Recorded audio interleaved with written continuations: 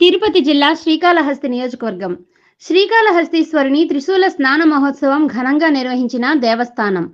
మాఘ పౌర్ణమి సందర్భంగా భక్తులు పుణ్యస్నానాలు ఆచరించడం సంప్రదాయం.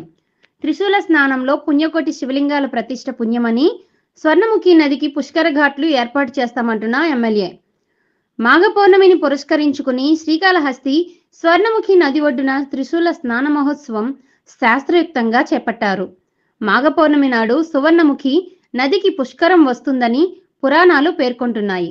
ఈ సందర్భంగా శనివారం మాఘ పౌర్ణమి పురస్కరించుకుని శ్రీకాళహస్తీశ్వర స్వామివారి దేవస్థానంలో అలంకార మండపంలో స్వామి, అమ్మవార్లు, గణపతి, సుబ్రహ్మణ్యం స్వామి, చండీకేశవులు త్రిశూలంకు విశేష అలంకారాలు చేసి ప్రత్యేక పూజలు జరిపి మంగళ వాయిద్యాల నడుమ ఊరేగింపుగా తీసుకొని వచ్చి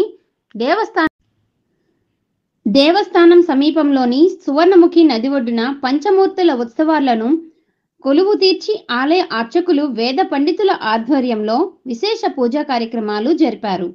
అనంతరం సద్యోముక్తి వ్రత పూజలు జరిపిన ఆలయ వేద పండితులు.